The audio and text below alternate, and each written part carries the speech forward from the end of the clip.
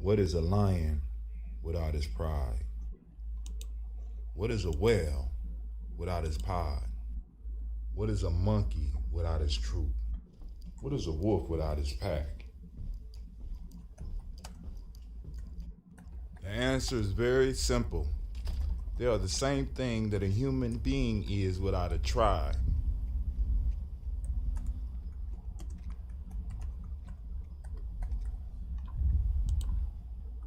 Pray.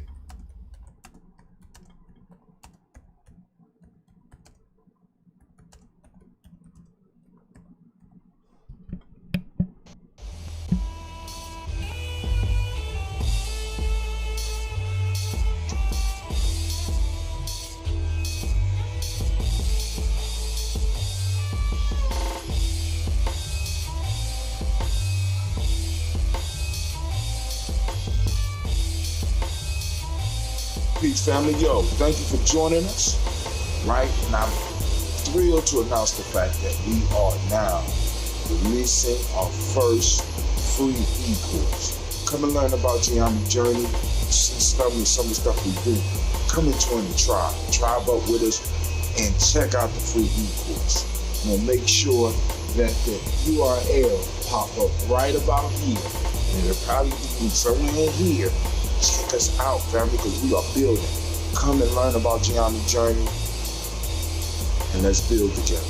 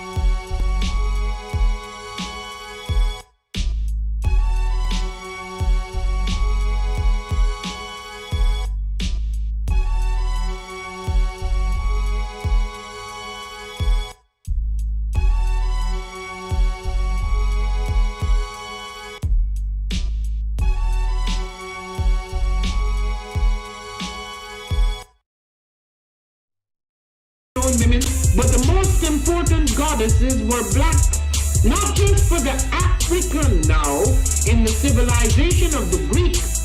The Greek was so profoundly affected by the Africans that the goddess of chastity was a black woman, Artemis. The goddess of wisdom was a black woman, Minerva. The goddess of beauty was a black woman, Diana. And many of their great mythological figures which were critical to the vision of history, the history of the Greeks in the Odyssey. The woman who draws, who has the power to draw Odysseus and all his crew into her, is Circe, who is represented as a black woman with African features on the Greek vases. The woman who helps Jason win the Golden Fleece is a black woman, Medea. The woman who marries Perseus, the Greek hero. Habaragani, Bombskin & Co.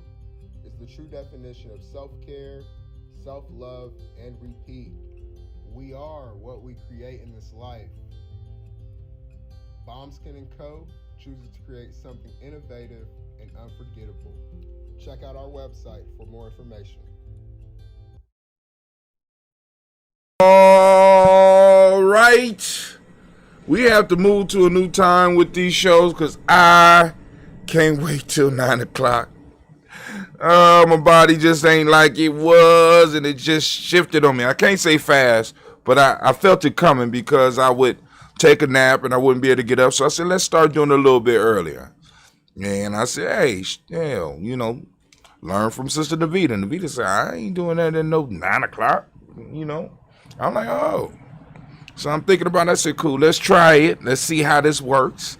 Family, I want to welcome you to Folktales for Grown Folks. But first, I want to welcome you once again to the congregation of the mighty, the home of the stubborn minority, the place where your hustle builds muscle. This is Giami Journey Media. I am your host, Brother Hatim, and of course, this is a Heart of a Summer production where we strive to blow up your old paradigms. I don't know how some of those people do that. Shouts out to Greg Yearwood. Shouts out to Mama Margarita. Shouts out to anybody out there that's joining us right now. Family, put the children to bed. What I have to start doing is I have to start putting disclaimers before the show so that people know, because I cuss. I know it offends some people, and some people, like I said, this might not be the place for you, because sometimes I have things that are bubbling up in me that I have to get out, and a lot of my callers may cuss as well. And speaking of that, while we are on here right now, let me go and make sure I open up the lines so that we can start our conversation. Now, the black line will be going the way of the dodo bird pretty soon as we start improving GNJ.media or Kwanzaa365.media.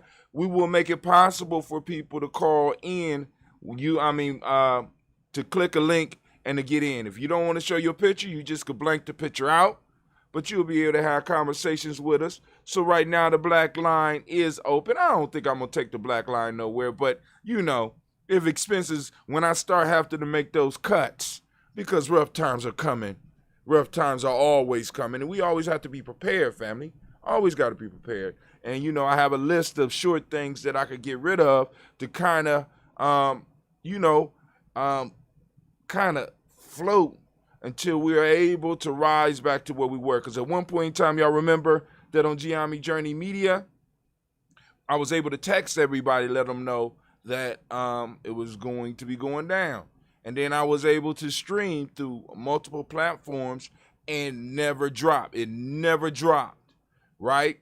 And all that stuff, like I said, just those two things by themselves were almost $300 a month. So family, like I said, if you have a dream, if you have an idea, sometimes it takes you investing in it. And, that's what I do. I invest in what I like. I invest in what I do. And this is one of the things that I do, and I believe this is one of my gifts. And like I said, if I offend you, I can't apologize for being me. I really can't. But what I can say is there are plenty of platforms out there maybe that you could go to. One of the things that I need to share with the family is that the most popular show on Giami Journey Media at the present time is Blunt Talk. Blunt Talk is where we have grown folk talk. Of course, it stars the fabulous Miss Navita, as well as Sugarfoot, as well as myself, and also Brother Alumala. And we sit down and we have grown folk conversations. You know what I'm saying? It's smoking going on and all this stuff. It's called Blunt Talk. Not for the blunt, but for the blunt. We being blunt about what we saying, because some stuff, people ain't gonna hear. So for me, for Blunt Talk to be the most popular show, right? You know, because as far as views overall, you know what I'm saying? And in the short time that it has, it outdoes everything else that we're doing. Now, what does that say to me and to when I am talking to the fam and people are like, you know, if you cut back on the language a little bit more, you probably would get, you know, we done that, right? I mean, like Daily Toast, every now and then I go off, but it is what it is. Daily Toast, you know what I'm saying? That audience was not built on non-cussing. You know what I'm saying? I mean, hell, I mean, if that was the audience, possibly, I would just do the Daily Toast and then I would do my other stuff. But the audience didn't come.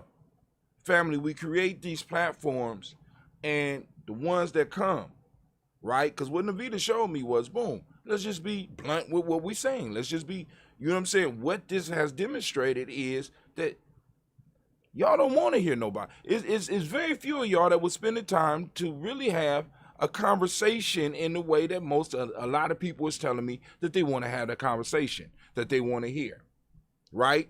I mean, like I said, think about this. In the midst of doing all the stuff that I'm doing, I have posted videos of trainings with young people, no cussing. I have posted videos up of my children, no cussing. I have posted up videos of Cleve doing instructional stuff, no cussing, and none of them have hit 100 views. Where are you? Where are you? Even if you just went on there and liked it, I appreciate it. Where are you? Where are all of the non-cussers that if I was to put up stuff for them, they could see it? I put it up, I stream it, I make sure people see it, I even boost some of this stuff. And where are they? Right? The family that I talk to or the family that I talk to the way I talk to. Right? And I'm not mad at nobody about that. Hey, everybody got their opinion, but we developed Kwanzaa365.media, we developed GNJ.media for those people who want their own platform. If you believe that you got that formula and you can make it work, family, I will help you create your show. I will allow you to stream it on all our platforms. You know what I'm saying? I'm challenging those of you who feel that our people don't want this type of language. I'm challenging you. Come on. While I'm spending all this money right now to do this little stuff that I'm doing, come on out. Let's do a show. I'll help you set up your studio. You want to do some initial investment. If you ain't got your computer I'll help you set up your studio. I'll help you get your mic. I'll help you get all that. And let's build it. I'm going to continue doing what I'm doing. Sister Navita's going to continue doing what she's doing. The other members of Giami, when they come on, some of them are like me. A majority of them are not. They're going to bring content. And I'm going to challenge those of you that want that type of content to blow everything else out the water. Blow it out the water. But history has shown, right? History has shown.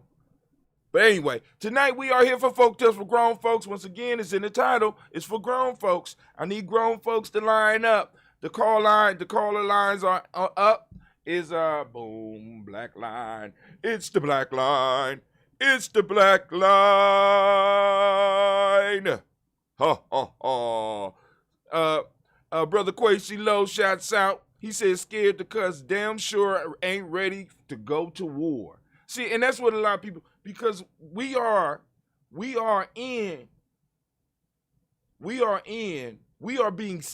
under siege. We are under siege. And I don't think a lot of people believe that. You know what I'm saying? You know what I'm saying? And I did a video today, so I'm not going to ruin it, and I'm not going to talk about it. But the black line is open, 614-556-4535. Oh, hold on, I got to go. This is one of the elders. Hold on.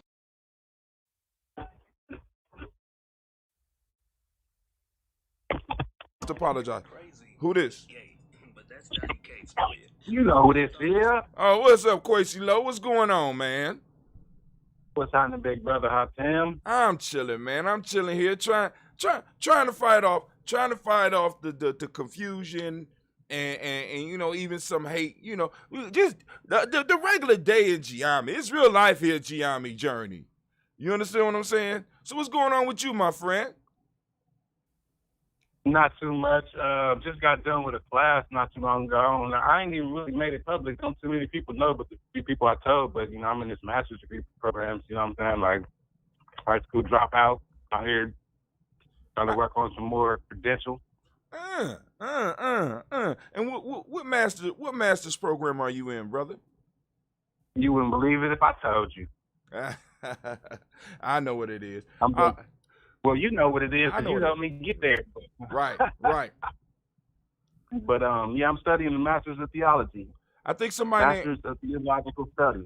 Hey, a great field. Somebody named Maxine Ibokate says, hi, Quasi Low. We got Brother Kwame. He say, what? Y'all going to keep cussing? Well, I'll just be. You know what I'm saying? I mean, because I'm not shy on words. I know how to do it, and I know when to do it. You know what I'm saying? And it's all good because we all different people, right? So and you know, and in many ways, sometimes some of this stuff become thought malicious. I don't know if I said that right.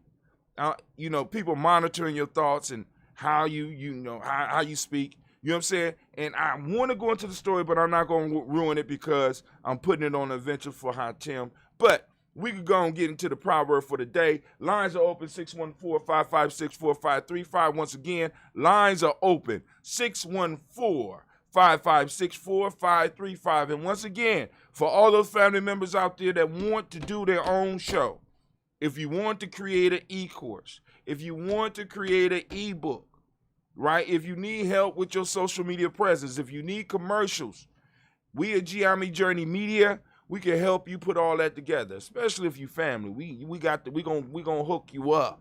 You understand what I'm saying? Because a lot of this stuff, like for example, if you check out our free 7-day e-course, it's a free 7-day e-course. Now, if you choose to buy something, that's on you. But a lot of the information about Giami Journey and why we do what we do is explained right there. You go right there and you can see.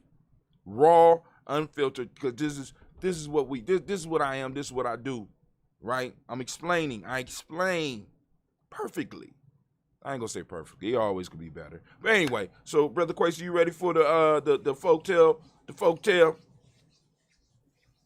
Born ready. All right. Let me go and put this free e-course for all those out there that might be interested in checking out our e-course. Go and check it out. You know what I'm saying? If you don't have a tribe, you want to join a tribe, Giami Journey Giami Tribe has not outgrown its limits. We have a limit of 150 people. Strange, huh? But you know, when we get to that point, we already know what to do. So, all right, family. So let's go and check out this proverb. Let me turn this on. Oh, there we go. All right, we got somebody else replying to Giami Journey Media. Who is this? Margarita replying, Giami Journey. Why do we need to use those big words?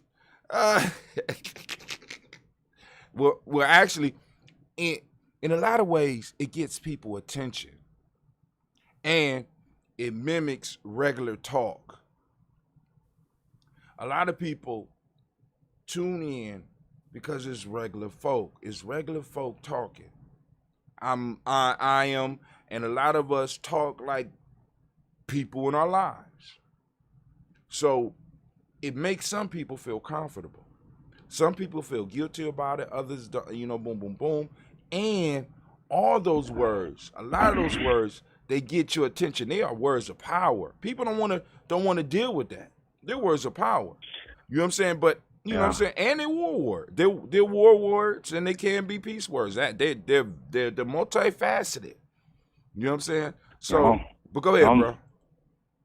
I don't know about everybody else, but I talk proper as fuck. Yo, There you go. There you go. I told y'all put them babies to bed. It's already starting. So we're going to use the ancient building, and we're going to move on to the next screen.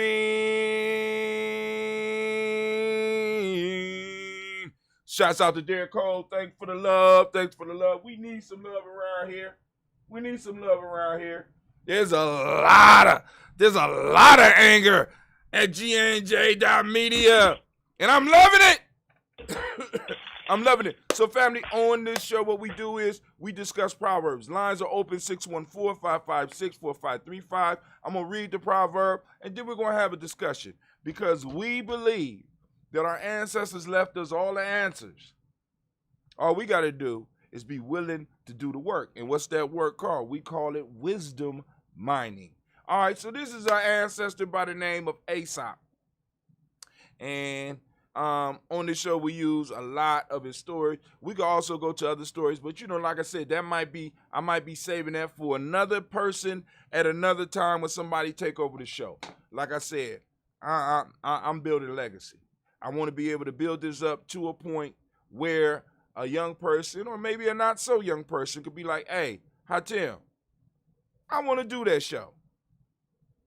That was a good idea. I want to do that show. And they could come and bring a whole nother flavor. You know what I'm saying? And it might be, hey, but here we go. Proverb of the day. And I want those people in Giami Journey and the world to know that I go in order. Now, last week's, the one we did, the last one we did, because I've been falling asleep, was the lion in love.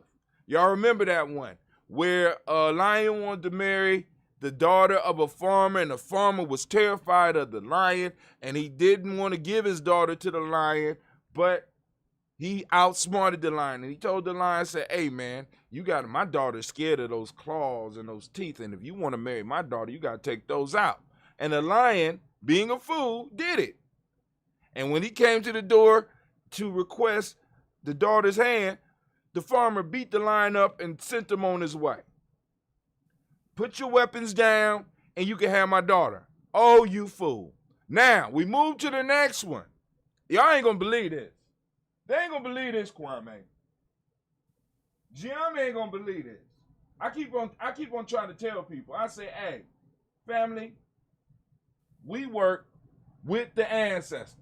That's what a lot of people don't understand. Now, check this out. This is the story. It's called The Laborer and the Snake. I posted it up for y'all. Y'all see it up on your screen, hopefully. And I'm going to read it, then we're going to go through some of the translations.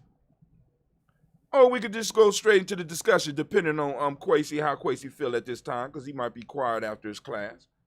Might be tired after his class. The Laborer and the Snake. A snake, having made his hole close to the porch of a cottage, inflicted a mortal bite on the cottage's infant son. Grieving over his loss, the father resolved to kill the snake. The next day, when it came out of his hole for food, he took up his axe, but by swinging too hastily, he missed the head and cut off the end of its tail. After some time, the cottager, afraid that the snake would bite him, also endeavored to make peace and placed some bread and salt in the hole. The snake, slightly hissing, said, there can henceforth be no peace between us. For whenever I see you, I shall remember the loss of my tail, and whenever you see me, you will be thinking of the death of your son.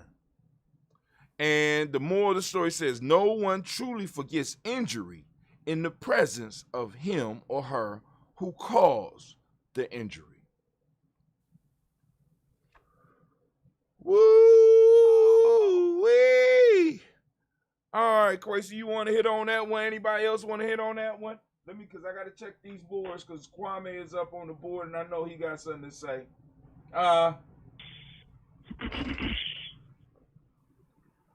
First thing I thought about was family. What you mean? Go ahead. Explain, brother. Talk to us.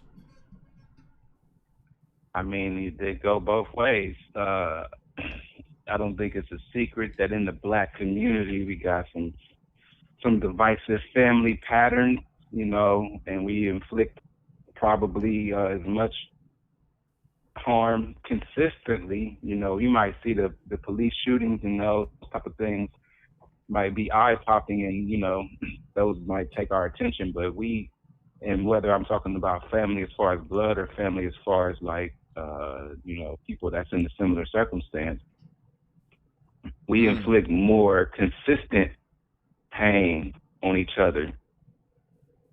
And you know, so the next, even as I'm, you know, like kind of cycling through the thought process, I'm thinking it's one thing to try to navigate, because ultimately the bottom line is forgiveness and moving, not even forgiveness, but moving past.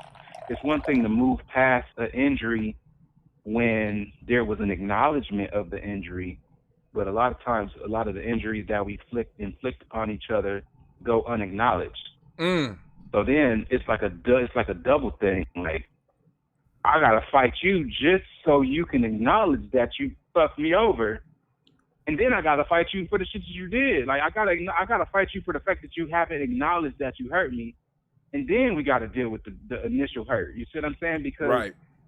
it's a bigger hurt to cut me and to not acknowledge that you cut me when we both know that you got a knife in your hand, or vice versa. If I ignore that I cut you and you see the knife and the blood on my hand, because I never want to be the person to be blaming and pointing the finger without taking, you know, I always like to take ownership of my part in the shit. But you know, so it's even compounded is what I'm saying, because a lot of times we don't even give each other the honor and respect in the humanity to recognize that we have the common sense in the humanity to know when we've been done wrong.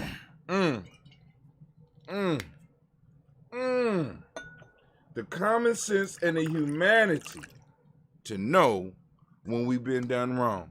So now we got several different versions of this before I go into it. I'm going to give some people some time. Family, by all means, throw some comments up. Let me know what y'all think.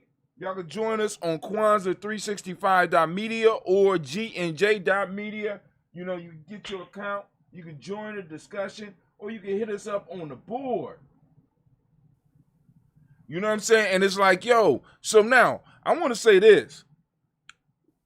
Please, in this story, remember, this story is not about forgiveness.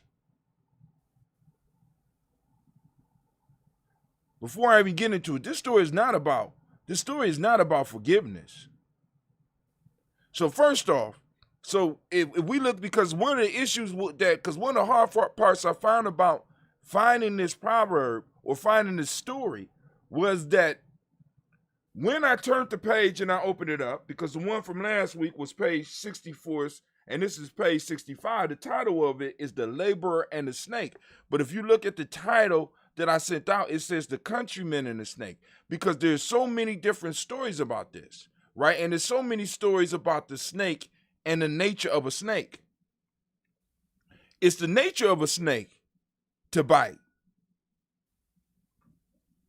The snake was attacked for being a snake. The man knew the snake was a snake. The snake knew it was a snake. Now, it wasn't about the man forgiving the snake, because the man was going to try to kill the snake because the snake killed his child. I want y'all to understand, the snake killed this man's child. It bit the child. The child was out playing or doing whatever and ran across the snake, and the snake did what a snake do. It bit. And because of the man's haste, he ended up missing. But then the man started having second thoughts. Now the question I want to ask is why? Why would you have second thoughts about taking out the snake that killed your child? I don't understand that one. So let's go and look at some of these other ones. So they got different versions. A man's son stepped on a snake who bit and killed him. The man cut the tail off the snake, which then went after the man's cattle. No truce could be had. Injuries may be forgiven, but not forgotten. So even in the concept of forgiveness, there's one piece that a lot of people a lot of people want to operate in this, because I don't even think this is about forgiveness, but a lot of people want us to not only forgive. It went after the man's cattle. A lot of people want people not only to forgive, but they also want you to forget. See, and I have to ask the question, because like I said, I don't think this story, I think this story is deeper than forgiveness. But let me ask this. Is there a rule in forgiving of forgetting?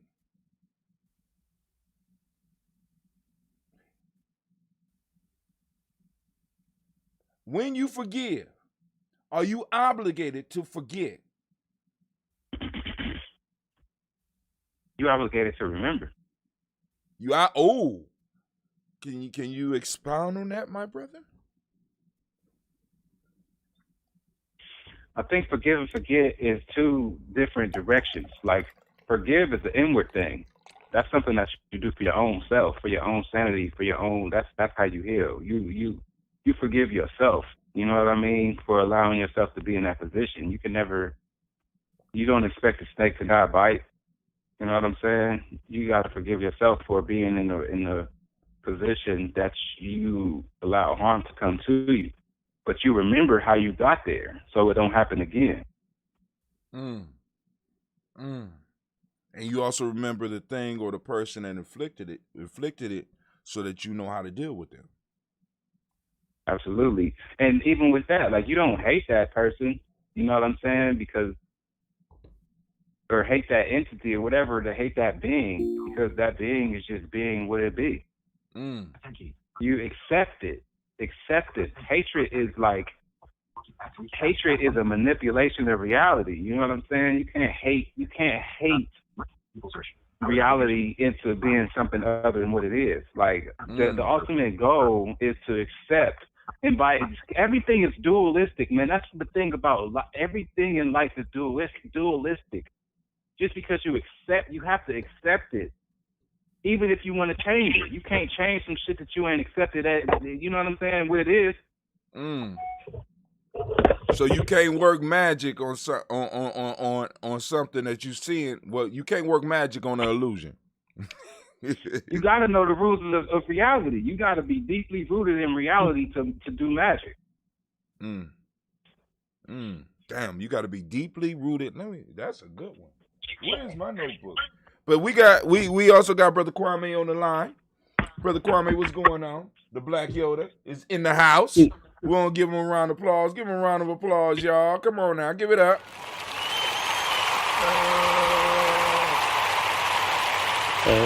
That's not even necessary. What's happening, brother? So, it's something I would often share with my church family. They'd get on that, forgive and forget trick.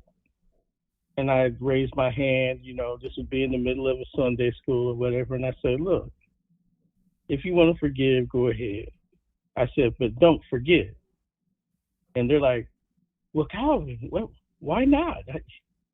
And I said, look, your forgetting oftentimes leads to the demise of the very person you're forgiving. And here's what I meant by that.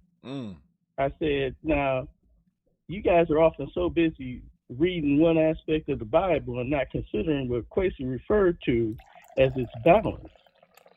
And that is the reason why I would want to remember my brother or sister's weakness is so that I don't expose it to them. In other words, I do not tempt them greater than what their ability is able to handle. In other words, so if my brother, let's say, just for an example, is weak on being around beautiful women, and he gets a little handsy, or Hey man, don't be talking about me and Cole. Come on, look, man. I didn't mention your name. Did I mention your name, man? Maybe that's that guilt. I'm sorry. Tell him himself. So if I'm really being responsible on my part by remembering his weakness, then that's not what I'm going to bring. That's not what I'm going to put him around. I'm not going to expose him to that all the time, so that his weakness just jumps out at everybody. That's both a protective measure for me and understanding what his weakness is, but it's also a protective well, it protects him too. But here's the issue, because it brings the point home. I hate to use it, but it brings the point home quickly. I say, okay, many of us grew up knowing something about pedophiles. And let's say that pedophile has done his time or her time. The pedophile comes to the church house, and, you know, they want to be accepted. I'm sorry, go ahead. And I say, you know, look, forgive them by all means. But would you leave your child with him? Would you leave your child with her? And I said, that is not to say you haven't forgiven the individual. It's to say that you do not want to tempt him or her beyond what they're capable of handling. In turn, protecting them as well as protecting yourself. And what in the hell would you think if you left your child in their hand and that brother or sister fell to their weakness? But it's not for us to judge, Brother Kwame. No, I'm discerning. Judge be damned. Well, if you want to call it judging, you can call it that. But I'm discerning. He's discerning. Well, but P82, because that's crazy, Brother Kwame, because that's actually the exact precise example that I use when we're talking about passing judgment. It's just the same conversation, you know. Yeah. I'm not judging somebody. I'm not. So to kind of make a different parallel to what I actually use to that, if we playing basketball, and I don't pick this person because they can't play basketball good, that's my dog. I don't want you on my team because you suck. but when we leave here, that's my dog. You see what I'm saying? Like, it's different arenas, and that's less of a character judgment. You know what I mean? But right, even but it's still boils down to the same thing. Right. When we're talking about our children, right. When we're talking about our children, we want our children to win. The name of the game is always to win. Mm-hmm. So we put them in situations where they can win. So let's go on to the Elliot Jacob version. All right, I'm out. All right. Who is that? Who said they leaving? Kwame? All right. He come in, drop some wisdom, then run. Kind of stuff is that? A countryman's son accidentally trod upon a snake's tail. The snake turned and bit him, and the son died. The father in a rage got his axe and, pursuing the snake, cut off the parts of its tail. The snake, in revenge, began killing the farmer's cattle. They had a full-fledged war. The farmer thought it best to make it up with the snake, and brought food and honey to the mouth of his lair, and said to it, "Let's forget and forgive. Perhaps you were right to punish my son and take vengeance on my cattle, but surely I was right in trying to revenge him. Now that we are both satisfied, why should we not be friends again?" No, said the snake.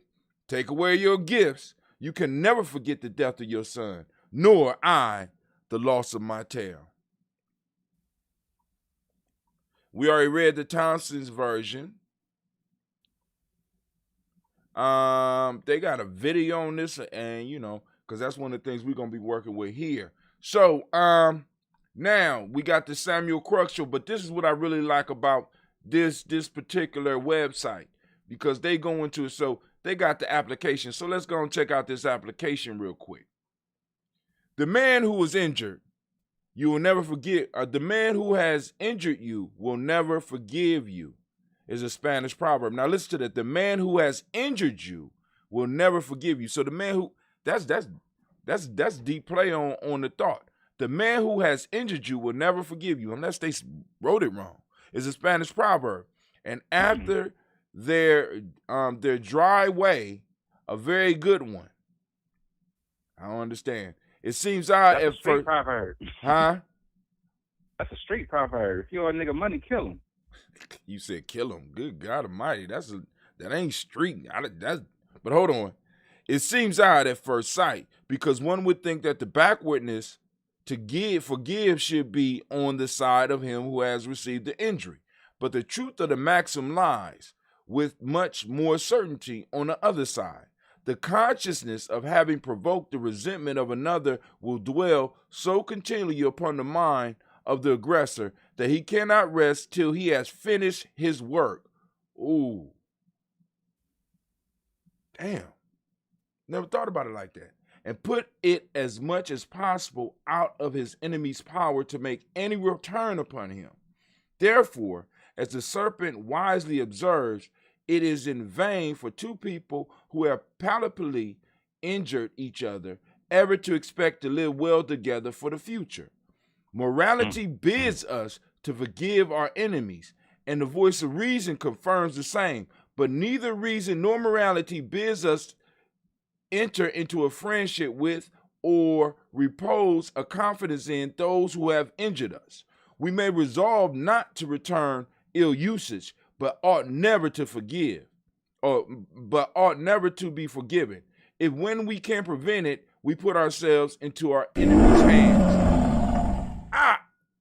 So the proverb, the way the Spanish proverb went is right. The man who has injured will never forgive you.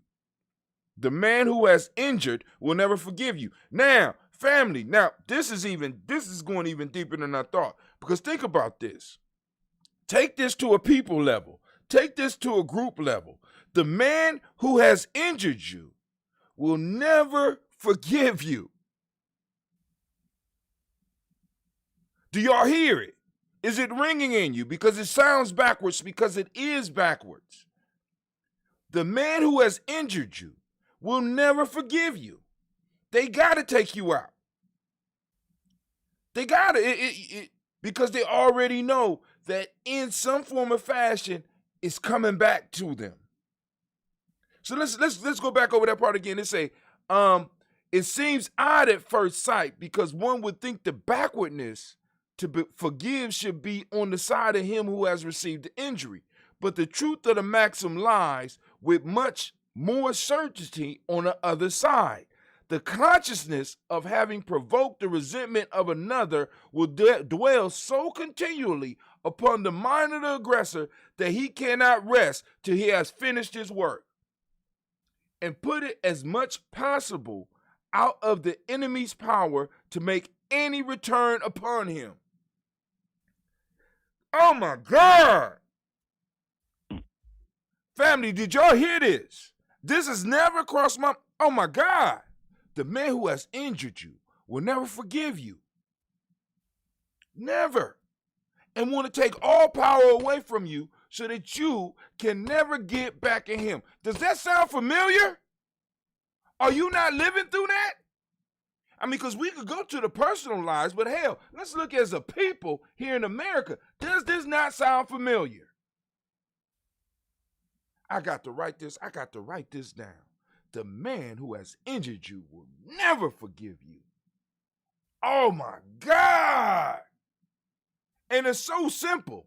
But all it took was a little bit of wisdom mining for us to get to the bottom of it. Like I told you, our ancestors already laid out all of the understanding that we need because life is not new. Technology is, but a lot of the ways that we deal with each other as human beings has remained the same. The man who has injured you, Kwesi, will never forgive you. I want to strip you of all the power to ever come back on me. Think about that. Think about some of your relationships. Think about your business relationships. Think about some of the family dynamics. And hell, think about the state of our people right now.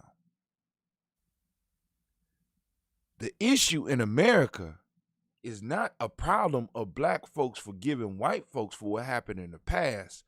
the fact of the matter is that white folks have never forgiven us. Where my goddamn explosion? Where my explosion at? Where explosion? Where you at?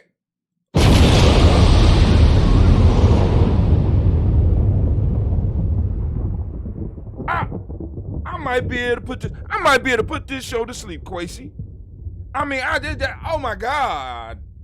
But let's go into the story a little bit more. So the son accidentally stepped on the snake, or the son was playing by the hole, and the snake came up out the hole and bit the son. It was his nature. Came up out the hole, bit the son. Started a feud between him and the man. And even though the man was looking for peace, even though the man was able to find forgiveness, the snake was not willing to let it go, because the snake knows as soon as he turns his back on this man, as soon as this man has feels that as soon as this man has an opportunity, the aching memory of that son and that lost cattle is going to come back. That's an interesting distinction that you made, because you started to say no, but then you switched and said feels. It's just in your bones. You know what I mean? It's right. You can never get rid of it, because if it was a thought, you could rationalize it and really, you know what I mean? Like, nah, I just work with them, get them together. But it's really, so, it's crazy. So I'm going to actually kind of pivot a little bit, if you don't mind. Talk about Family, my that's what the show. experiences. That's what the show is for, pivoting. We learn how to pivot. You know, you familiar with a rapper by the name of 21 Savage? I'm familiar with him. I haven't really listened to any of his music. He came on the scene a few years ago, and I used to. He dropped a couple hits, and I was like, I like that. He dropped a couple like albums, and I liked like one song off of each album, real strong. 21 Savage, you remember 50 Cent, when 50 Cent came out and he came with Ja Rule real crazy? Right. And that album was real kind of violent, and it was kind of, a lot of dudes a lot of my guys was like, this is it, because his, like, I believe him, he's serious, like, he mean it. But when you listen to that 21 Savage, it made listening to 50 Cent sound like child's play.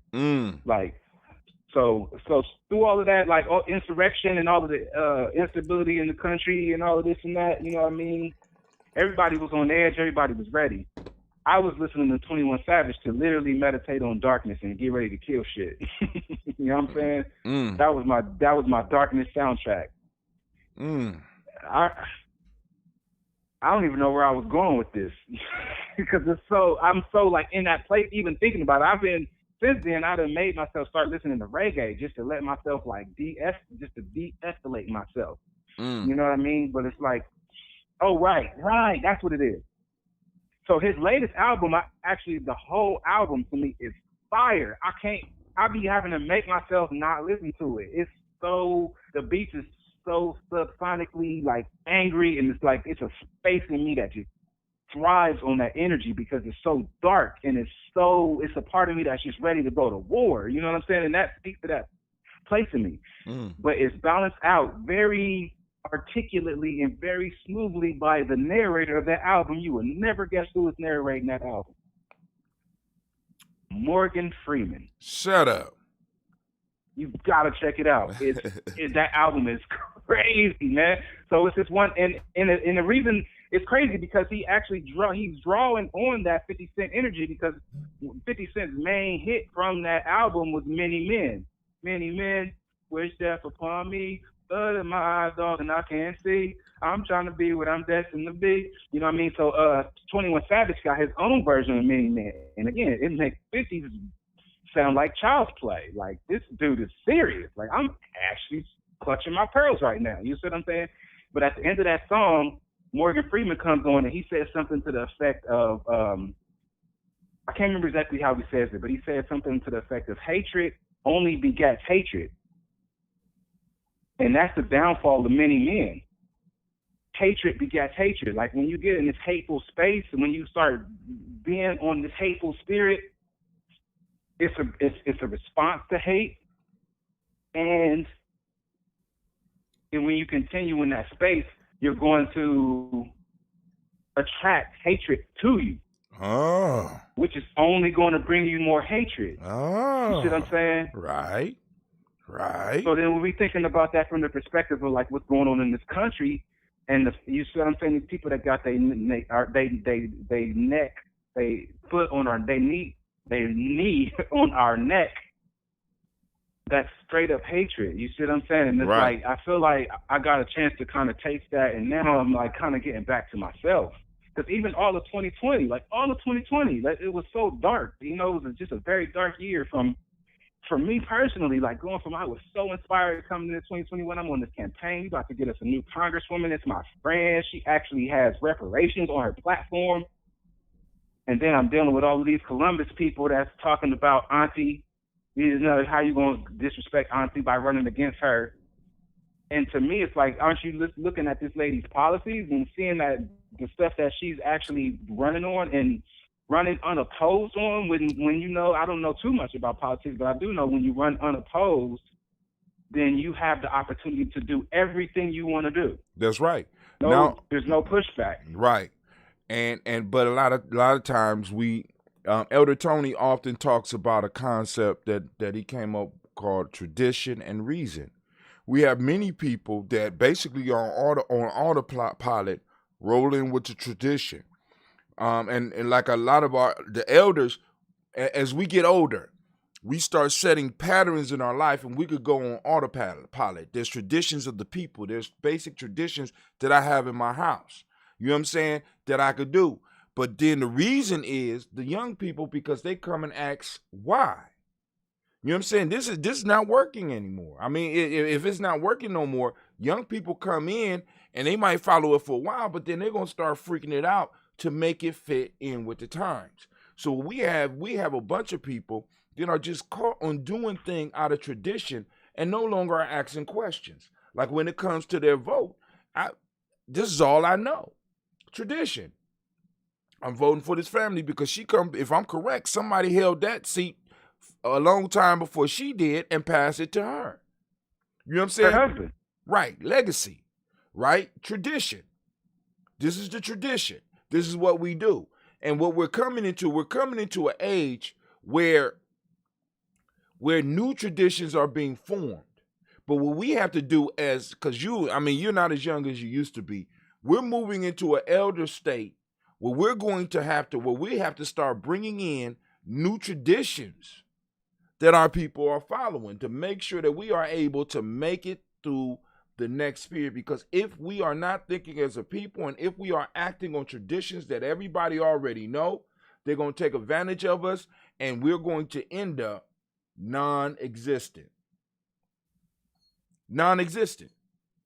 Because, you know what I mean? And once again, it goes back to what this old Spanish proverb, the man who has injured will never forgive you.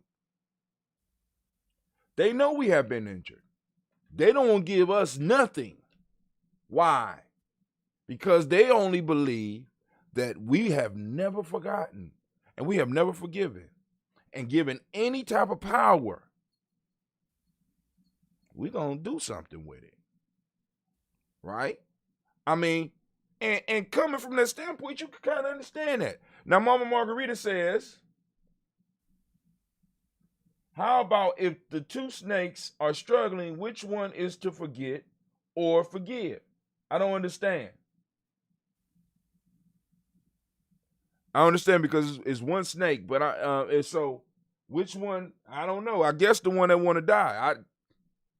You know what I'm saying? Forget or forgive. I don't know. Whichever one want to die. You know what I'm saying? Because like I said, once again, Kwame already qualified that forgiving does not mean forgetting. Right? In our lessons from Elder Wakesa, it's like the person that's offended, or we need to reestablish our boundaries in dealing with each other. The two snakes, they have to establish their boundaries. And I stay over here, you stay over here. You violate that boundary, we got an issue. We got to redress it. See, because how can I put it? You cannot talk about tribe, village, community, city, if you don't have borders. And those borders come with rules and consequences for violating the rules within those borders. If there are no rules, then you really don't have a village. You really don't have a tribe. You really don't have a nation. If anybody could come in and do whatever they want, or if anybody within it could do whatever they want, there has to be consequences. And because we believe in consequences for our kids, but when it comes to us as adults, we believe that nobody is supposed to check me, and that is not us. There has to be some checking, regardless of who wrong. You know what I'm saying? And they could decide to leave, or they could decide to go and take the consequences and stay and learn and grow and understand the new borders that have been set for them, the new parameters that have been set for them. You know what I'm saying? And so, we have to be able to establish that. What the snake was honest with the man, because the snake could have been like, cool, I'll take the honey. I'll come and see you soon. We could be friends again, which some people do, and bite him. I'm going to get him. I got him. You got my tail. I can't forget my tail, nor can you forget your son or your cattle. As a matter of fact, I got the most out the deal, so I already know that you're going to try to come back at me.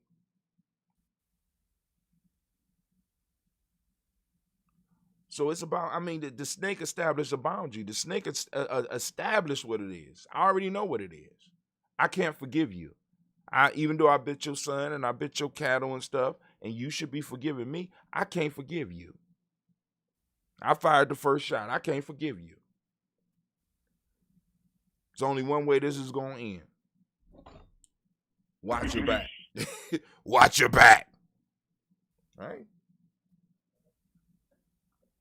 So, and like I said, in these folk tales and in these proverbs, you know what I'm saying, we start seeing how the mind thinks, because in here, they talk about the consciousness of having provoked the resentment of another will dwell so continually upon the mind of the aggressor that he or she cannot rest till he has finished his work and put it as much as possible out of the enemy's power to make any return upon him. Fighting reciprocity. I gotta fight. I got to fight all the visible signs of reciprocity off of me that I can. I said, wow. Is that even possible? Come on now, some more callers out there. Ain't no more comments? Let's see. Who established the borders? Now, for example, if it's you, Mama Margarita, that are offended, you have a right to establish your own borders. Now, if we have a community, if we have a tribe, we can decide on those borders. The group decides on what those borders are. The group decides that if the offense happens in that group. But as an individual, you have the right to reestablish your relationship, reestablish how you're going to deal with this individual from henceforth. Sounds only fair, because you have to protect yourself.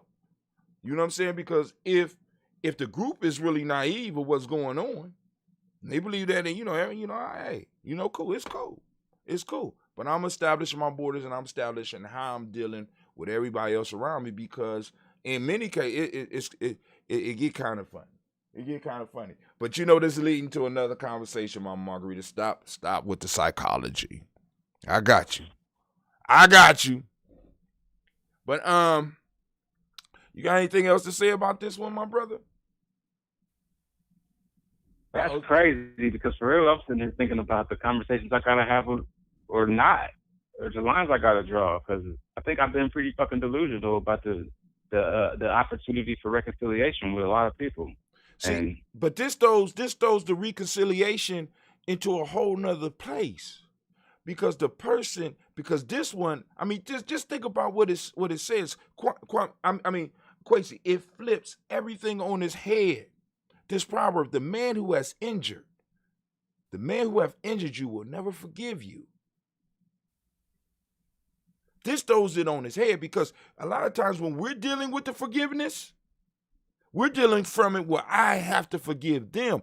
Have you ever thought about somebody that did you wrong? Has the thought ever crossed your mind that they have never forgiven me? And I'm going to be all the way 100 right now. When I'm thinking about this, certainly I think about the whole black-white America, that whole situation. You got to. You got to. My bad, I had a cough. But the people that I think about mostly is my people. Right. And more specifically, I don't think it's too many men. I think of women. I'm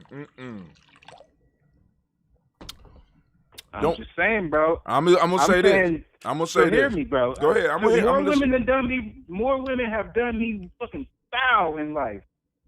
Check my status. I just posted this shit. I would not be alive if I didn't have my niggas. Period. Not a family member, not a mom, I'm not gonna speak on my sister because she never offended me. We don't necessarily always vibe, but she never offended me. But my motherfucking female family members have fucking offended me to the core. And my whole life is dedicated to trying to protect these women. And they will sit there and watch me die. I know that shit ain't cool and kosher, and I wasn't supposed to say that shit, but that's the fucking reality for me. Now, let me ask you this. So this brings it back to what we're talking about. Think about this. Think about the question I asked. The man or woman who has injured you will never forgive you. The way we've been dealing with forgiveness, according to this proverb, maybe missing a whole, like we always talk about the dualities and stuff like that. It may be missing a whole angle of the forgiveness thing. In many cases, it may not be the fact whether it don't matter whether or not the offended has forgiven the other person. Maybe the thing we need to work on in our community is having the individual that violate actually do some forgiving too. You understand what I'm saying?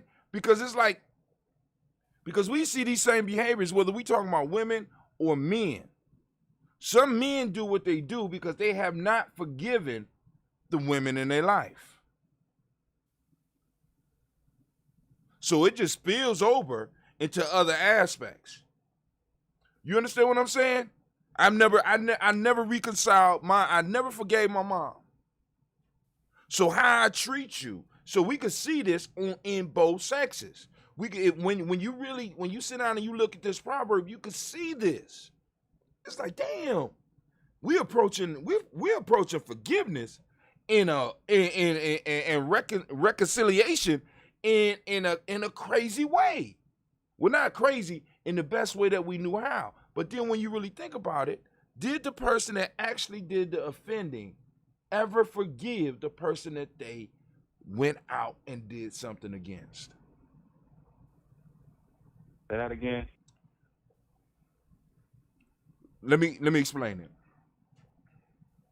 You and your dude go into some type of business. Your dude purposely, not accidentally, purposely messes you over. Y'all don't talk for 3 years. You forgot. You ain't even forgot. You forgave. And you're very wary of him. Like you doing like Kwame. I know I can't deal with money with you. Right? But this dude start coming around again. The question is, now, even though you have forgiven him because the slight was done against you, the question you need to have in your mind is, did this person forgive me? That's exactly what I'm saying. That's exactly what I'm saying. Go ahead, explain. That's exactly what I'm saying. Break it down for me so I get it, because I didn't. I guess I ain't trying to too much personal into my own life, but you know what I'm saying? Like, you know, I feel like the matrix, like that's the thing that we got fucked up as. It's a patriarchal society, but in our black community, it's matriarchal as fuck. And the matriarchal system left me and my family. And they know that they did. And they don't admit that shit. So they never have forgiven you. So you constantly are being slighted by it. So they already know. Well, now, but hold on. Now, remember this. I want you to, and I'm going to read this to you. The consciousness of having provoked the resentment of another will dwell so continually upon the mind of the aggressor that he cannot rest till he has finished his or her work. and put it as much as possible out of the enemy's power to make any return upon them. Therefore, as the serpent wisely observes, we know what the serpent says to the farmer. But the piece that I want you to understand is that in our community, this process that we're talking about right here may not be conscious may not be happening on a conscious level. I just don't know why I despise you. I don't know why I want to destroy you. This is part of the ailment of possibly the tragedy that we have been going through here and all over the world, because all of us are children of trauma, communities of trauma. So we may be acting out this truth. If it's a truth, I can't say it's a truth. We may be acting out what this thing is talking about and not even know it. I got to get them. Because I know, it ain't like they're sitting at the table thinking about it. But but the chance come, I'm going to get them again. I got to make sure you broke. Or it's another opportunity, or you forgave me, and they come back in and do something very similar, and you like, I don't understand. Why would you do this to me again? Why would you do this to me again? Unless you're trying to destroy me. Not maybe even realizing that they are trying to destroy you, but it's not a conscious thing. So many of us are running around here hurting others because we don't know that we're trying to take them out. We're running on autopilot. There's no reason. It's just tradition. This is what we do. This is how my mama did it. This is how my daddy did it. This is how, you know what I'm saying? But go ahead. I'm sorry. I mean, now with that being said, I'm also being cautious to not play the victim. I'm not trying to sound like no fucking victim, because listen, stop worrying about, let me say this to you. Stop worrying about how it sounds. What we're concerned about is how you feel. I can't do nothing about the other parties, but I can embrace how you feel, and that's okay. So this is the situation. I recognize that the matriarch, or maybe I'm just now coming into a more clear understanding that the matriarchal system. You need to stop it, Mama Margarita. Go ahead. The matriarchal system that pretty much was the foundation of my life, because obviously we all can recognize that our black communities are matriarchal because the father isn't even invited a lot of the times, or isn't present. Whoever choice, I'm not saying it's anybody's fault. I'm just saying the way that it happens is the father is absent in a lot of situations. You see what I'm saying? That's a whole other conversation. But I recognize that, and then I recognize that as a boy, that I knew how to kind of manipulate the feminine in a certain way. You see what I'm saying? So there may be, but I also probably felt like I was being manipulated and didn't necessarily understand how to articulate it. So then I felt a sense of guilt. So then I've been trying to reconcile with the feminine, with the black woman. I've been trying to reconcile and making kids, and through this whole process, and coming in with that same kind of mentality of wanting to recognize, so always kind of putting myself in a vulnerable position, almost laying myself down, expecting that my vulnerability, entering into that situation with a vulnerability, will be acknowledged and will be kind of taken care of, nurtured. But instead, you see what I'm saying? I'm an easy target.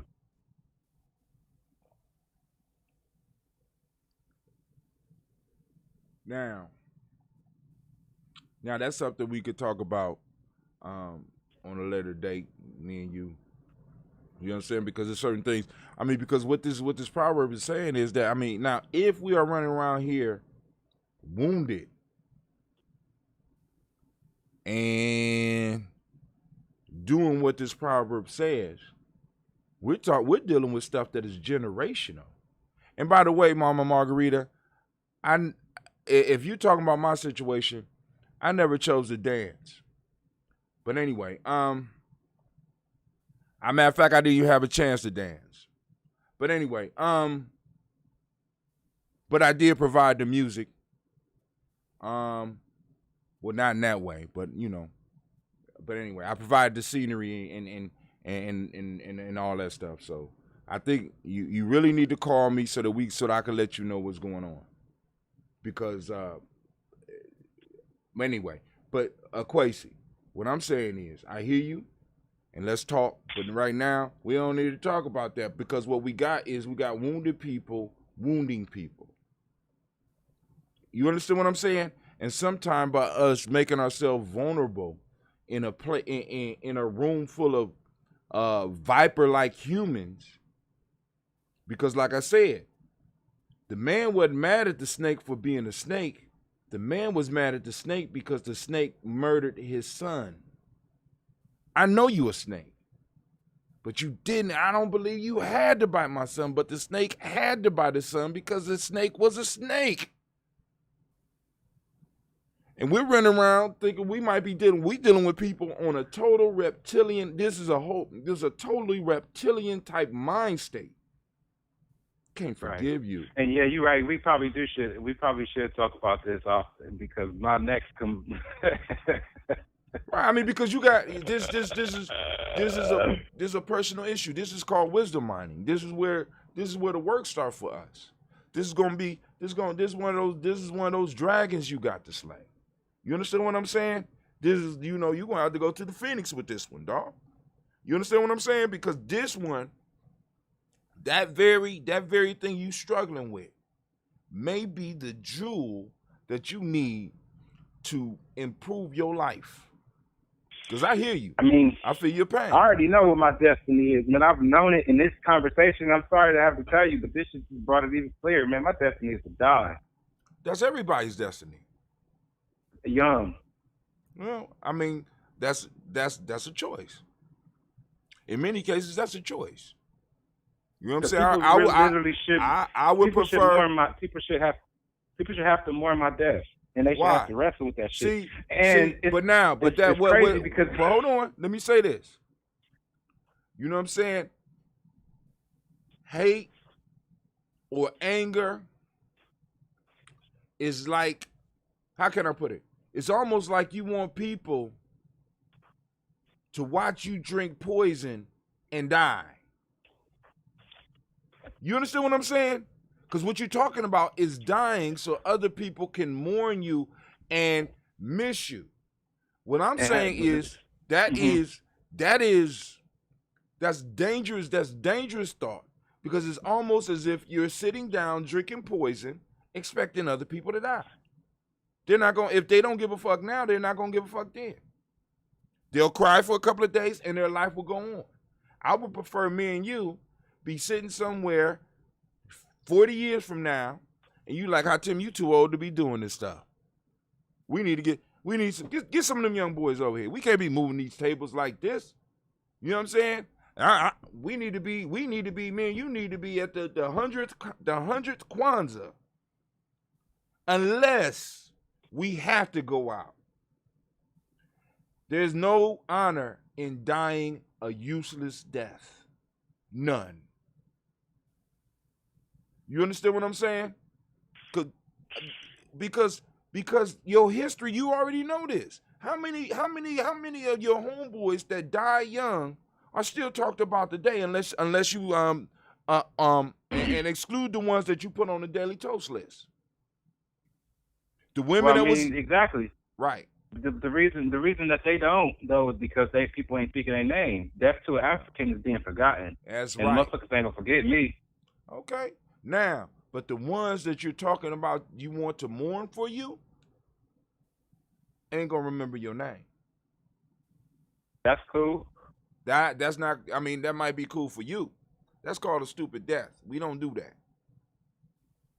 You know what I'm saying? That's called a stupid death. We got to be wise with it, dog. We got to be wise with it. We got to live our lives unless we on the actual battlefield where we have to go out. Right now, dog, come on now. Think about what you're saying. We talk about it. We'll talk about it. Because like I said, there's no honor in it. I mean, and then But then we gonna cut it. But you got any last words for the people? I always say too much. That's why I pretty much keep to myself. That's why I don't say shit. You know what I'm saying? See, but listen, you got to get it out. And like I said, this is why I keep telling you get a show.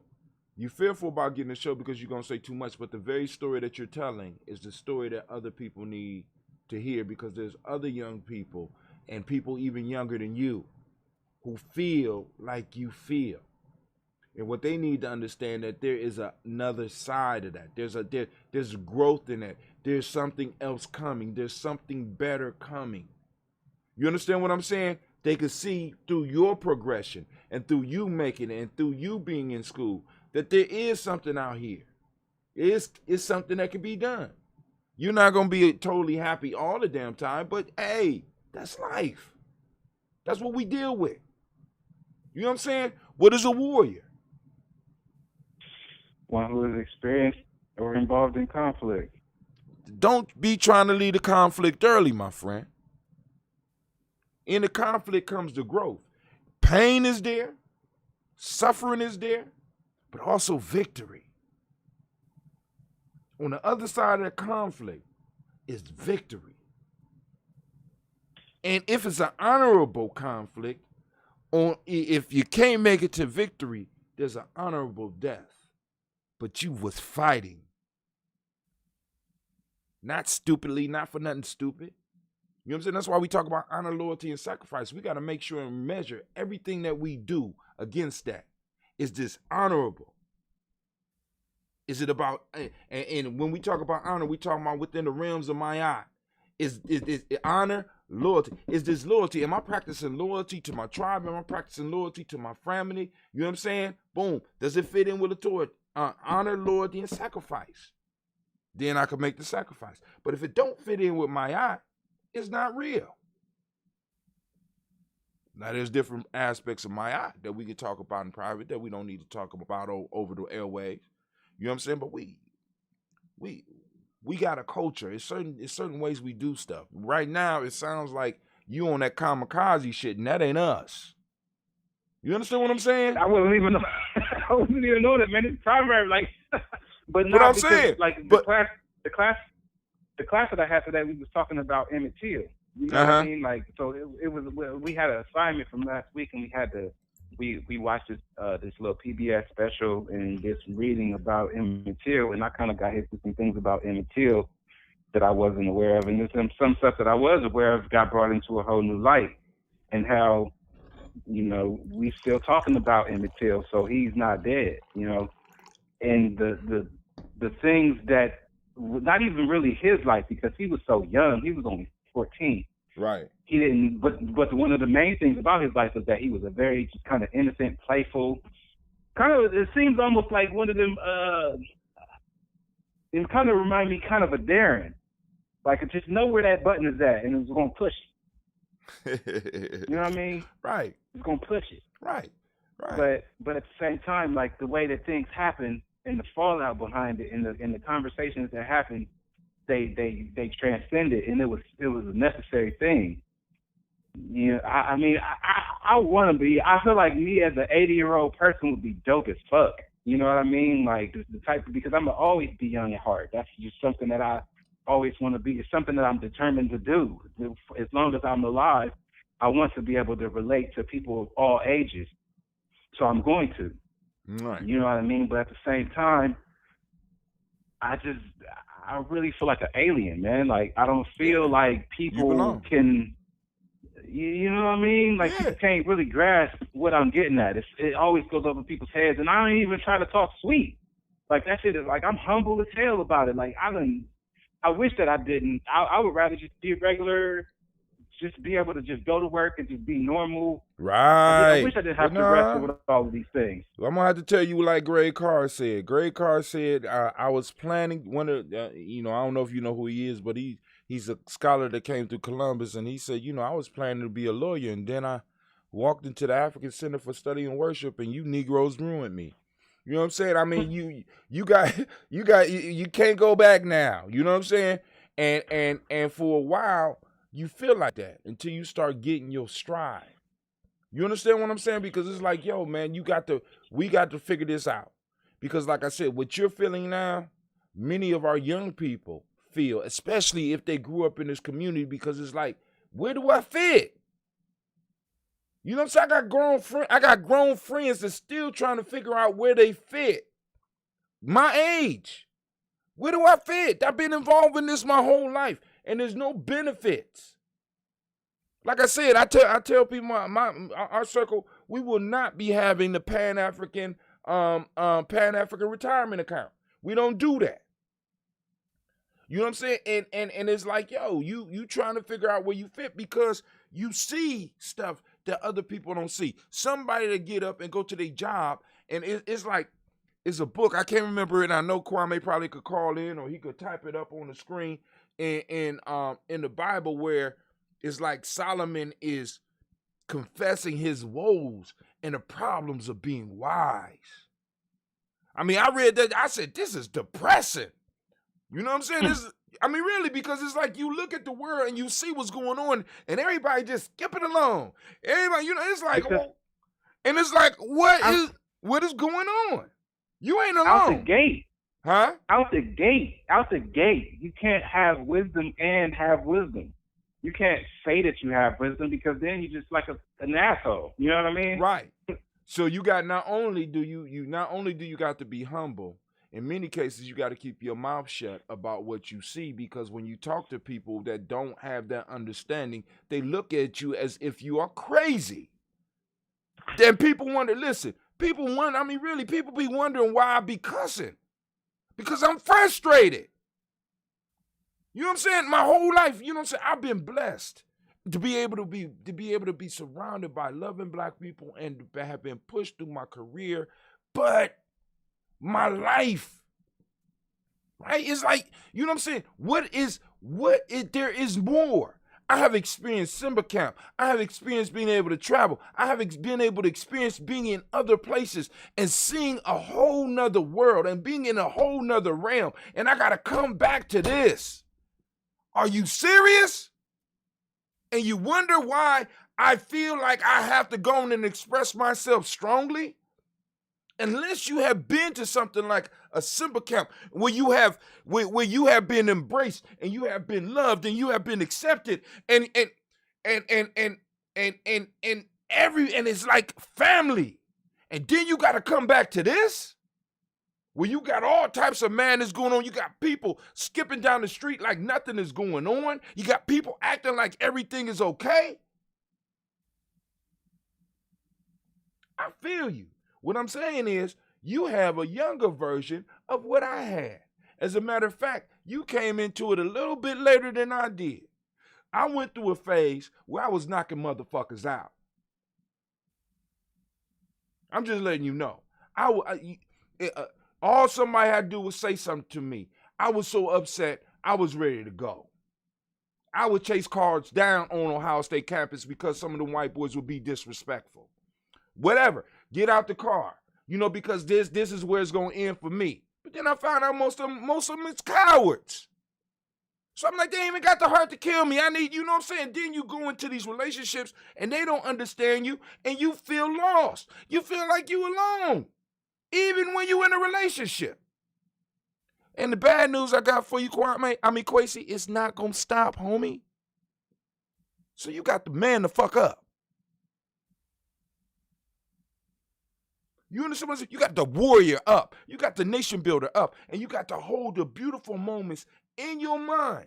You got to hold the songs in your mind. You got to hold the proverbs in your mind so that you can push through. Because it's not going to make sense until we start creating our own.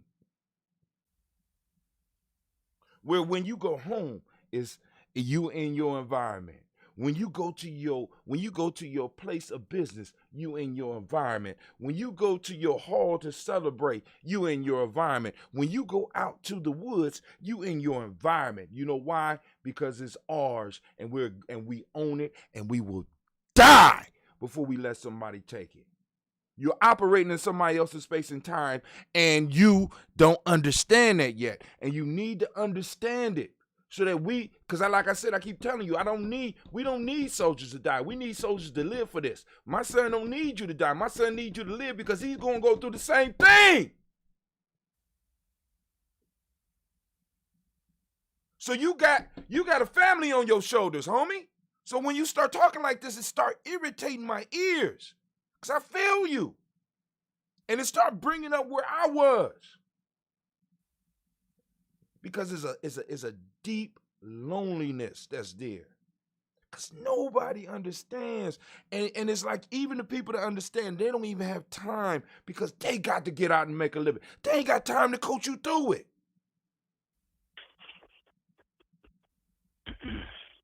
This is why I'm saying any community, one of the reasons that I'm trying to make sure that we are able to employ a few of our people is exactly for the reason that you're talking about. Because we need individuals that have time to go and talk some of our folks through this. When you start coming, we want people to become conscious, but we have nothing for them. They can't eat off of this. They can't eat the Proverbs. They can't eat the Folktales. But we've been fortunate, haven't we, Kwesi? Haven't we, Kwesi? Because this shit been feeding us, haven't we? It's fed us, haven't it? Even when I make mistakes, it continues to. Which means that we're in a change of time. Because I want you to understand. I want you to think about this. Imagine how it was, because you don't know Nomo, but I just want you to go back to your civil rights studies. I know Nomo. What you talking about? Did you know Nomo? Oh, my fault. I want you to imagine Nomo at your age.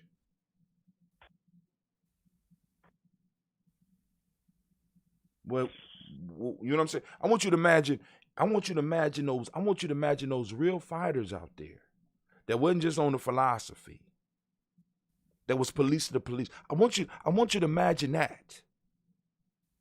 See, because at a certain point in time, there was a switch that was hit and we went to sleep.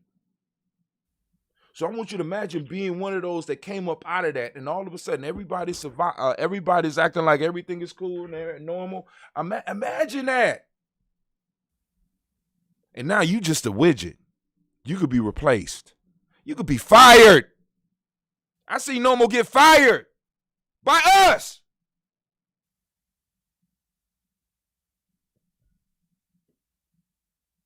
People wonder why.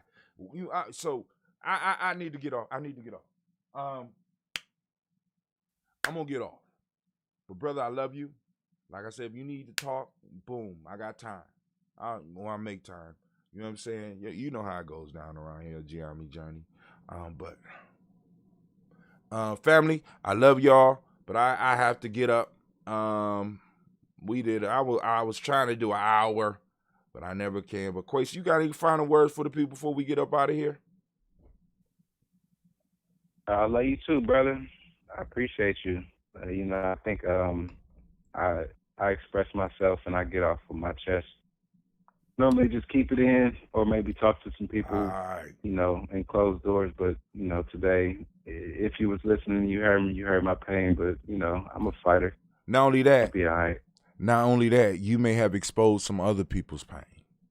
And I want to applaud you for being brave enough to do it, because a lot of us don't even talk about it.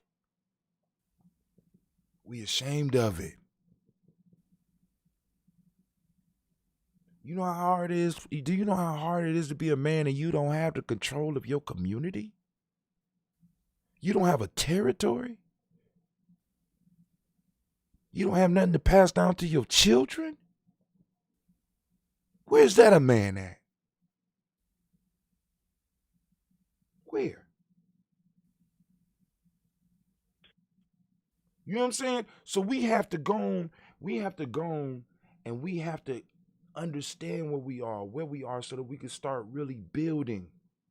And I appreciate you, because what you expose is something that a lot of our young people are feeling. Because many of us is running around here acting like there's nothing going on. And then we'll get mad at you because you don't have the right to feel the way you feel, Kwesi Low. This is why when we go to the woods, we set the fire. The first thing that we start doing before we even start setting the tents is we set the fire, because we know there's supposed to be some pain released in that fire. And we prepare for that night. So we go on and we make it long and we allow people to sit up all night and be able to talk about some stuff. But the major reason for the fire, which we learned from Simba Camp, which Simba Camp got from Brother Charles Traylor, was the pain fire, where we are able to sit around in a safe place and expose our pain.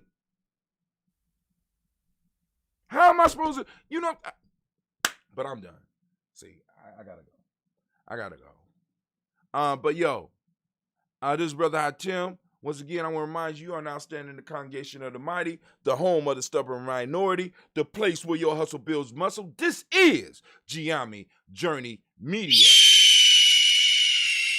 I'm your host, Brother Hatim, and this has been Folktales for Grown Folks, and it's been a while, and it's good to see you. And it's a Heart of a Summer production, where we strive to blow up your old paradigms.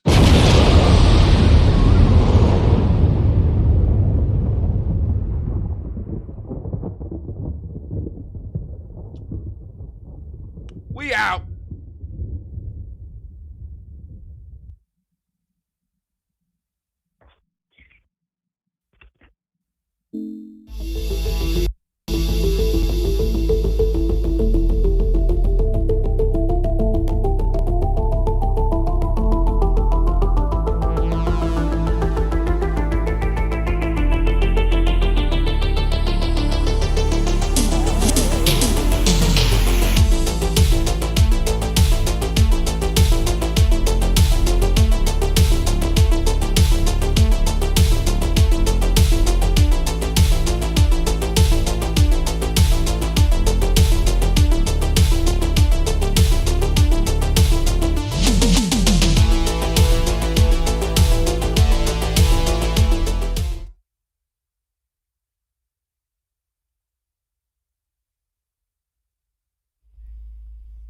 What is a lion without his pride?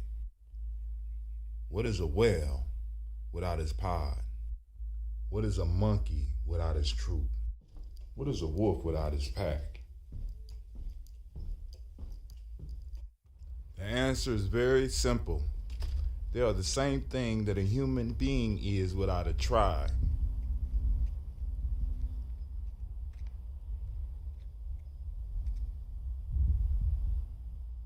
Pray.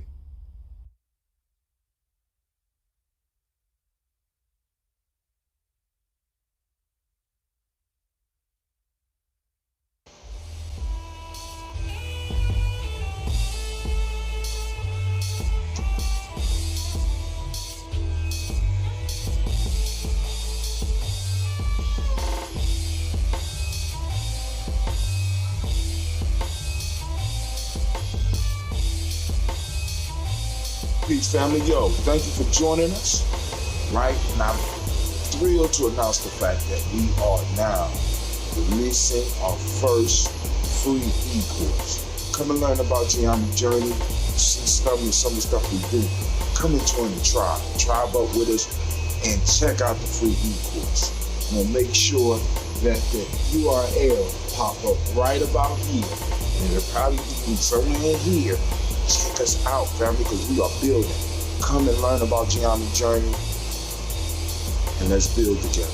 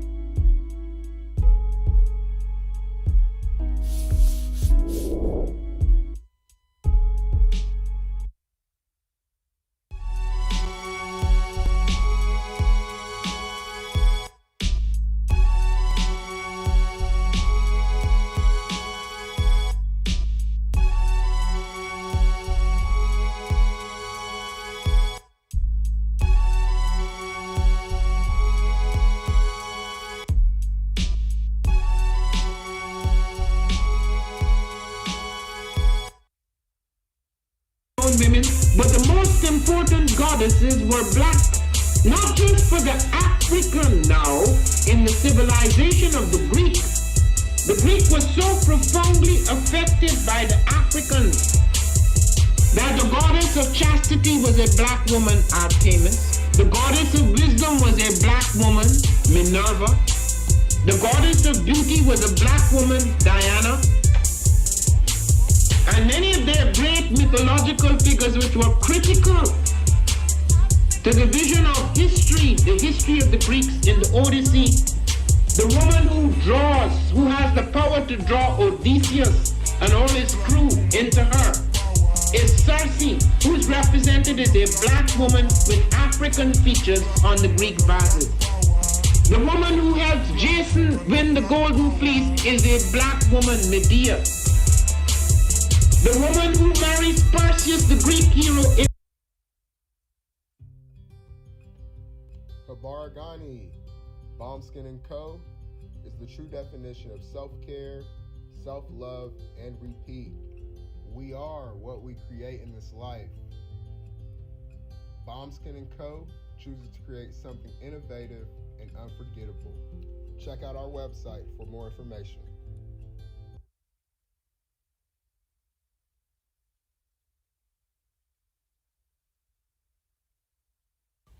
Spirit Over Flesh LLC is a wellness-based business where we heal through words. I'm Tiandra. I'm the founding servant leader. It is a Black-owned, woman-owned business that was founded in Ohio, but that can serve the world. Through virtual sessions, either by phone or video conference, we have a conversation. We always start with a 15-minute consult where we just make sure that I learn a little bit about you, you learn some about me, and then we schedule some time to be intentional about your wellness journey. During the time, it's about education and empowerment. You are your own best doctor from within. So I'm literally someone who is just intentional in the space and drawing questions out of you to get you further on your wellness journey. Sessions are typically starting at $80, but if you mention Kwanzaa 2020, we're gonna go ahead and take 20% off. It's about getting you well so that we can be well, right? Kujichagulia and Ujima, collective responsibility. So grateful for the opportunity to support you in your wellness journey. If you're interested, go to my website, spiritoverfleshllc.com. There's a button that says Let's Connect. Fill out the form and I'll get right back to you. Again, that's spiritoverfleshllc.com. I look forward to supporting you in your wellness journey and healing through words.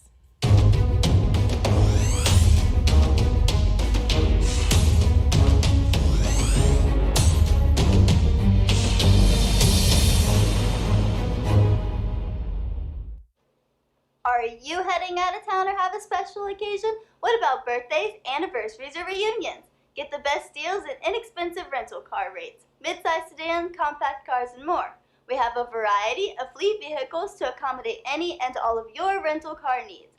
Make a reservation today at your local budget rental car on Hamilton Road in Whitehall. Call 614-863-7500.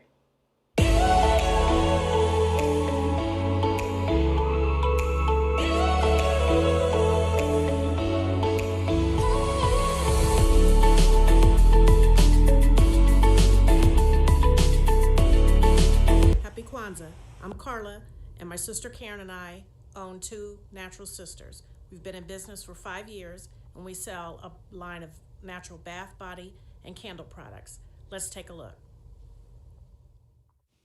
Follow us on social media, Facebook and Instagram, at Two Natural Sisters. All items that are in stock will be shipped within 24 to 48 hours. As a promotional item, we offer a CD of Black romantic poetry of self-love and coupled love, and 50% discount on Sister Locks, Brother Locks by consultant Sapphire Donetta Mahadi. If you have any questions, you can reach us at customercare@twonaturalsisters.com.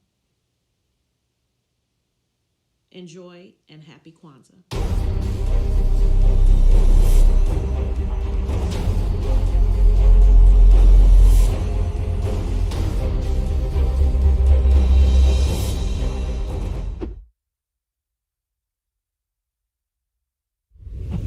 What's going on? My name is Doe. I am the owner and creator of Madeline Gin.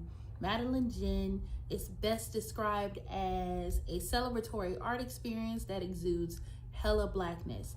Initially, the company was founded to provide a luxurious but affordable art experience, and has since transformed itself into something a bit more spiritual. By walking in what I believe to be my truth, I've been able to get in contact with my ancestors and use my platform and my art, my gift, to tell their untold stories. I do that by using different textures, by utilizing different mediums, colors, and just making things pop out so that it's open for interpretation. I love creating, and I can't wait to be of service to you. Thank you. I am a genius. My ancestors were geniuses. My ancestors have made me a genius in all that I think, say, and do. I must declare myself a genius. I am a genius. Whenever I am myself, I practice my geniusness and do great things. All my thoughts, choices, and deeds must express my geniusness. I am a genius. My decisions must always be in the best interest of myself, my family, my people, and my God. Only then will I and everyone I know that I am a genius. I am a genius. At all times, my geniusness must reflect my culture. My geniusness must serve my God. My geniusness must make me be one in love and harmony with my family. My geniusness must protect my people. Yes, at all times I must demonstrate excellence because I am a genius. The Purpose Driven Society is a Black-owned, woman-owned business local to Columbus who creates accessories that have intentional messaging. Our specialty are buttons. Buttons can be worn anywhere, on a shirt, on a book bag, on a hat. The beautiful thing about buttons is that you can change them and switch it up depending on your mood or the day. For election day, we wore a very intentional button. On my book bag, or my student's book bag, it says, "You are already intelligent, educate yourself." Buttons are empowering with the messages that we create. Again, we do them very intentionally. At the Purpose Driven Society, we're minding our Black-owned business and hope that you'll help mind ours too by doing business with us. Our buttons go for $3 for one, $5 for two, $7 for three. But if you mention Kwanzaa 2020, we're doing a special where you'll get an assortment of buttons for just $20, and we'll ship anywhere in the country. So again, that's the Purpose Driven Society. We can be reached at thepurposedrivensociety@outlook.com. Send us an email, and we will put together a very intentional bag of buttons for you and ship it straight to your home. Happy Kwanzaa. Thanks for doing business with us.